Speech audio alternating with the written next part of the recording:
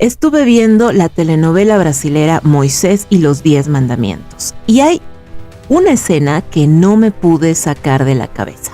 Ramsés, el faraón, el todopoderoso, el Dios viviente, se niega a liberar a los hebreos. Una y otra vez. Advertencia tras advertencia, plaga tras plaga. Y cada vez su pueblo sufría. Cuando el Nilo se convertía en sangre, o las ranas invadían sus casas, o la oscuridad cubría Egipto, o cuando su hermana de hecho murió por una plaga. ¿Qué es lo que hizo Ramsés? Endureció su postura. El que pagaba las consecuencias no era precisamente el faraón, era su pueblo, los egipcios de a pie, los que no tenían nada que ver con la decisión de esclavizar hebreos. Y pensé, esto no es solo una historia bíblica, esto ha pasado siempre y, alerta de spoiler, está pasando ahora mismo. Bolivia lleva casi 40 días con su ciudad de La Paz cercada por bloqueos. El gobierno nacional observa, el gobierno nacional analiza, el gobierno nacional dice que dialoga y el gobierno nacional no actúa.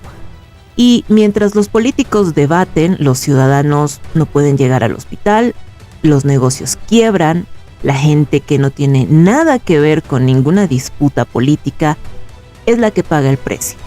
E incluso algunos ya han pagado con su vida. Así que hoy les traigo 10 casos reales en la historia en los que un gobernante, por soberbia, ideología, cobardía o simple incompetencia, desencadenó las plagas sobre su propio pueblo. Bienvenidos. Imagínense que el presidente de su país un día se despierta y dice: vamos a convertirnos en una potencia industrial en 15 años. Suena muy ambicioso, ¿verdad? Suena ideal. Bueno, casi. El problema es cuando ese presidente es Mao Zedong y su plan consiste en tomar a millones de campesinos, que son de hecho las únicas personas que saben producir comida, y convertirlos en obreros para fabricar acero en patios traseros. El resultado, los campos se vaciaron, nadie cosechó, y la hambruna que siguió mató entre 15 y 55 millones de personas. ¿Y Mao? Mao siguió en su palacio convencido de que su plan era brillante, y de hecho cuando algunos funcionarios intentaron decirle la verdad, los silenciaron o los destituyeron. Probablemente se cayeron por alguna ventana o alguna de esas cosas.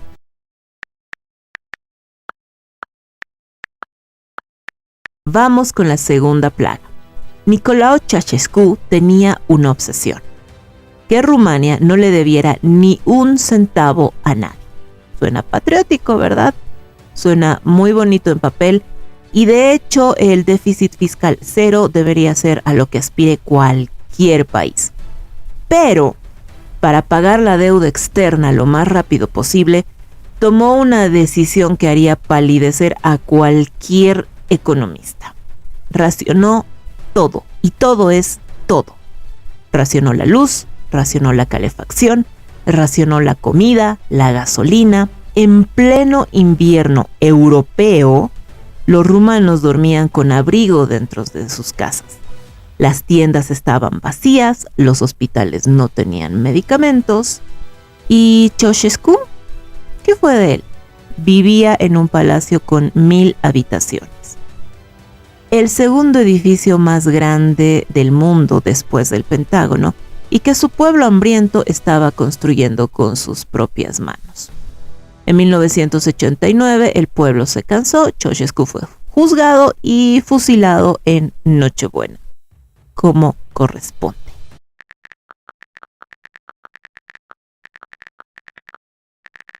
Tercera plaga. Robert Mugabe llevaba décadas en el poder y necesitaba popularidad. La solución: expropiar las granjas de los agricultores blancos y repartirlas entre la población negra. Háblame de racismo. El problema, y esto es importante, es que a las nuevas tierras no las acompañaron semilla, maquinaria o capacitación. Mugabe repartió tierras, pero no repartió conocimiento ni herramientas.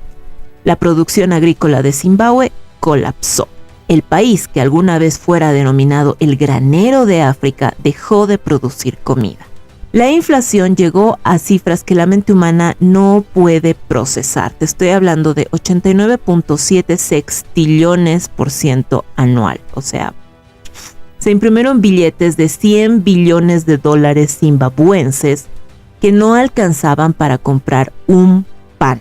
La reforma agraria de Robert Mugabe colapsó el sector agrícola, produjo hiperinflación y sanciones internacionales. Y, para sorpresa de nadie, el propio Mugabe y su familia llegaron a acumular decenas de estas fincas.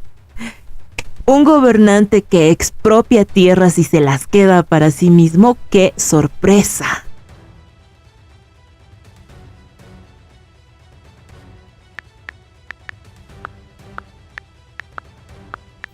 Vamos con la quinta plaga y esta está bastante cerquita. Argentina estaba en crisis. El gobierno de Fernando de la Rúa tomó una decisión para proteger las reservas del Estado. Congeló los ahorros de todos los ciudadanos. Literalmente la gente no podía retirar su propio dinero del banco. El resultado fue devastador. Saqueos, protestas, muertos en las calles, y Argentina tuvo 5 presidentes en 2 semanas. Y claro está, esta crisis dejó su huella particular en Latinoamérica, que dio origen o pie a mini corridas bancarias, digámoslo así. Cada vez que hay una crisis en cualquier país de Latinoamérica, lo primero que hace la gente es correr al cajero y sacar su dinero. ¿Por qué? Porque ya no confiamos en el Estado.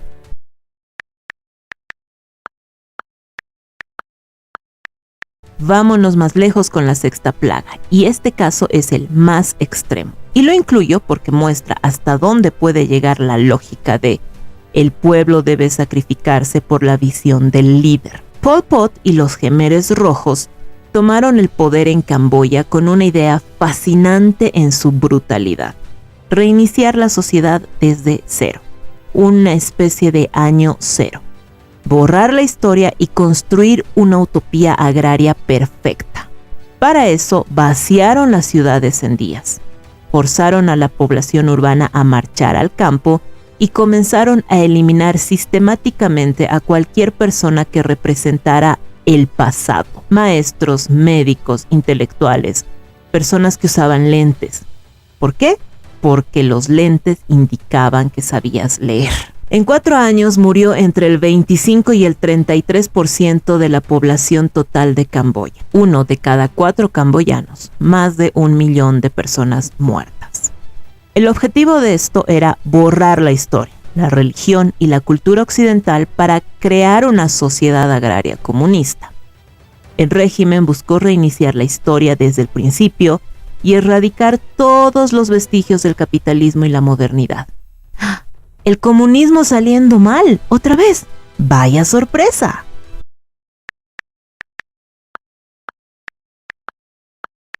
Y ya he perdido la cuenta de en qué plaga vamos, pero esta también nos toca un poco cerquita.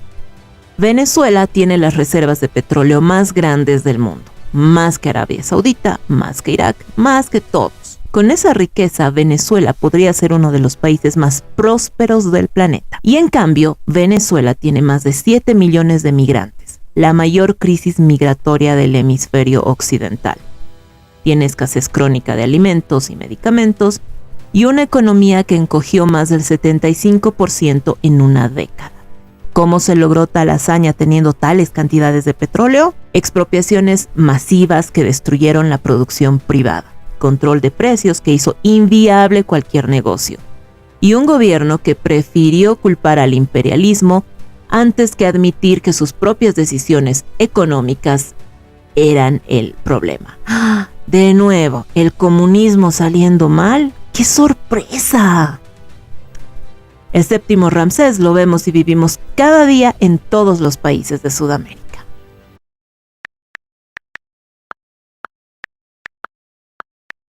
Para 1944, la derrota de Alemania era matemáticamente inevitable. Cualquier general honesto lo sabía, pero Hitler no quería escucharlo.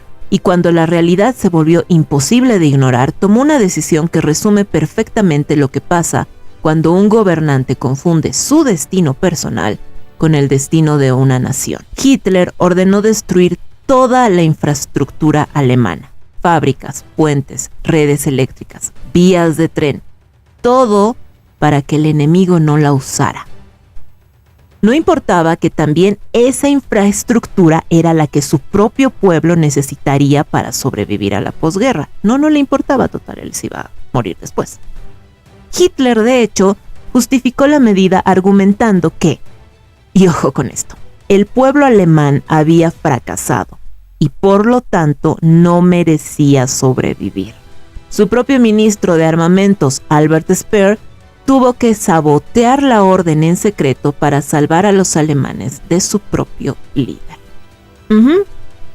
Cuando vayamos a votar, fijémonos un poquito que no estemos votando por un loquito que sea capaz de quemar los puentes y decir, como ustedes no me han seguido, se merecen morir. Fijémonos nomás, ¿no?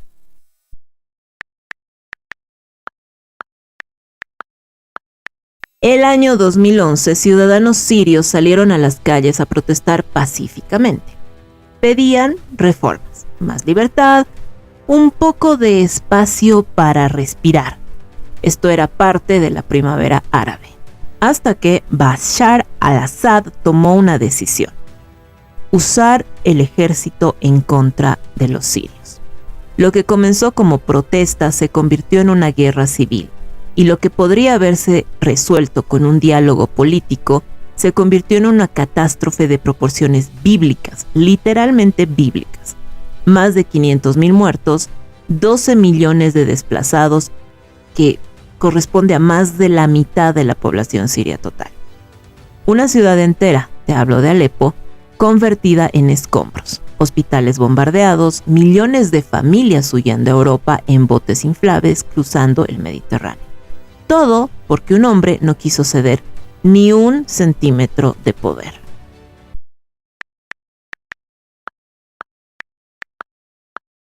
Siguiente, Ramsés. Y este caso es fascinante en su tragicomedia, digamos. En 1950, Corea del Norte y Corea del Sur eran prácticamente el mismo país.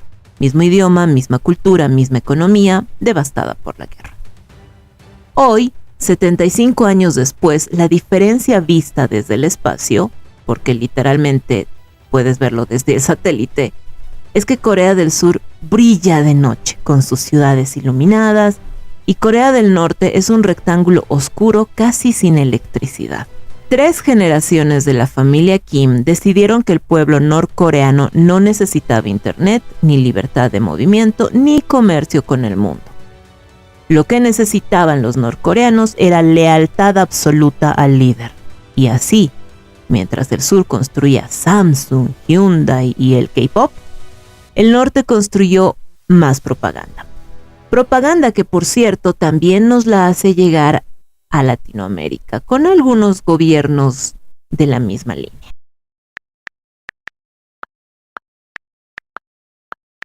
Y llegamos al caso número 10.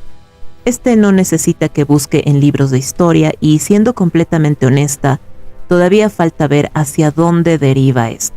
El presidente de mi país todavía está a tiempo de que la historia no lo incluya en los tristemente célebres Ramseses. Bolivia lleva más de 40 días con su capital, sede de gobierno, La Paz, cercada, bloqueada, sitiada, no por un ejército enemigo, sino por grupos que usan a los ciudadanos como rehenes en una disputa política. Es una cantidad de gente que no llega ni al 1% de la población boliviana, que está bloqueando a 2 ciudades enteras con más de 2 millones de personas adentro y perjudicando al resto del país entero.